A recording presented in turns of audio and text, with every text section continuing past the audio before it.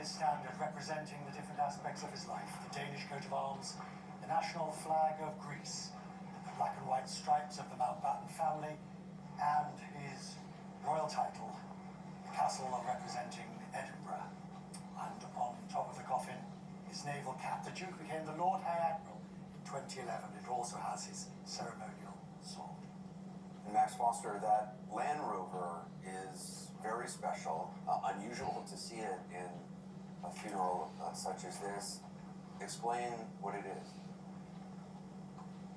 Well, he started work on it, Prince Philip, 18 years ago, just to show how long he's been planning this funeral. He changed the colour to a military green because he wanted the military reflected throughout this service. You can see there the Admiral's cap of Prince Philip, a bouquet which was selected by the Queen, and also a ceremonial naval sword over the flag that Richard was just describing there.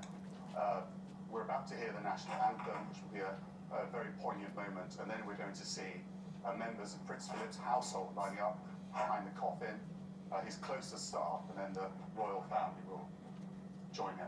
Yes, it's going to be very moving to see the royal family, first the children, then the grandchildren, William, Prince Philip, and then Harry, and then members of the royal family behind that. But I think finally bringing it home to us that this is the ceremony for Prince Philip, and that we will see the Queen for the first time as a widow, not a wife. So Prince Charles there, the Prince of Wales, preparing to take his position, the primary position really, as the heir in waiting behind the coffin. You can see there members of Duke of Edinburgh's staff, his private secretary, his valets, his head of security, and we can see Prince Harry as well there under the shadows. Yeah, there you are. So there you have the members of the royal family. You can see there Prince William and Prince Harry separated by Peter Phillips, who is Princess Anne's son, and the palace will explain to us that this is representatives of the children and the grandchildren lying out behind the coffin. And there are optics here, frankly, Kate, about separating the two brothers with tension, but that was something the Queen wanted to take attention away from, so we're not going to dwell on it. No, it's about unity, and really it's very moving to see. We've heard the children talk about what a void the loss of the Duke is going to be to them, and it's very moving to see Charles and Anne there, who was so close to the Duke, particularly Anne, and really we feel their loss. The Queen will also be leaving the state entrance soon and joining the state Bentley. She's not officially part of the recession, but she will take up the rear in her Bentley. She'll be joined by her top lady in waiting, Lady Susan Hussey, who's always been by her side, Kate. Yes, she's always been by her side.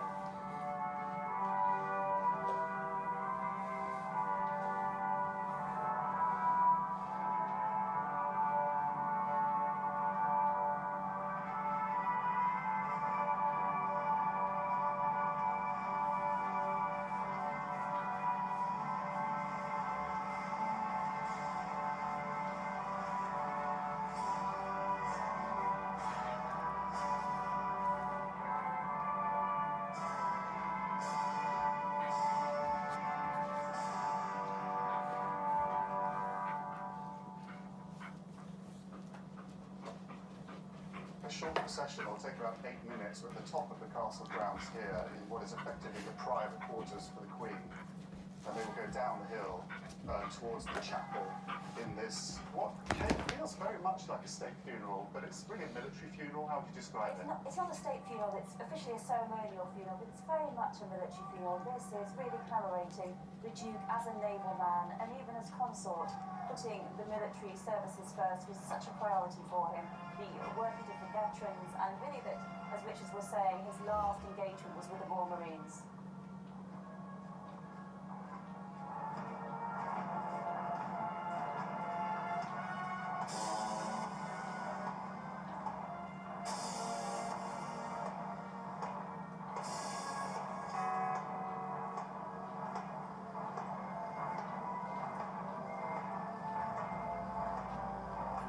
Procession continues. You will hear minute guns being fired from the King's Troop, the Royal Horse Artillery, from the East Lawn of Windsor Castle. One round every minute, expected to take 8 minutes in total. And Julia, of course, watching Prince Harry, Prince William walking behind the casket of their grandfather, one can't help but think back to the funeral of Princess Diana, their mother, in which they walked behind the casket as well. It's a striking comparison. I think clearly they're a lot older now, they're men in their own right, but I grew up with that image of watching a 12-year-old and a 15-year-old following their mother's coffin. And once again, we should make the point here, and we will talk about the fact that they've been separated by Prince Philip and the Queen's oldest grandson, but they were separated by their uncle, of course, the brother of Princess Diana at that point too, and I do think that's an important comparison. But the loss here, I think, for them as grandson, and we've heard it in the tributes that they paid for them, is truly profound, I think, at this moment, not only for the entire family, but for them having suffered throughout their lives the way that they have. Sally, Harry has talked in the past about the horror of walking behind his mother's casket at the age of 12 years old, and yet he clearly wanted to be here for this. Yes, and also you have to remember, obviously, he was racked with grief at the time, and it was Prince Philip, the night before Diana's funeral, who said to both William and Harry, if you don't walk, you will regret it for the rest of your life. And then they were still reluctant. And he said, if you walk, I will walk with you. And his support was crucial. Retrospectively, Harry spoke about how traumatic it was, but I think, and that was a sort of a significant moment that showed how close those two boys were to their grandfather. Interesting that Philip was giving parental advice in that sense. He actually was early on, the Queen sort of handed over domestic life to him in her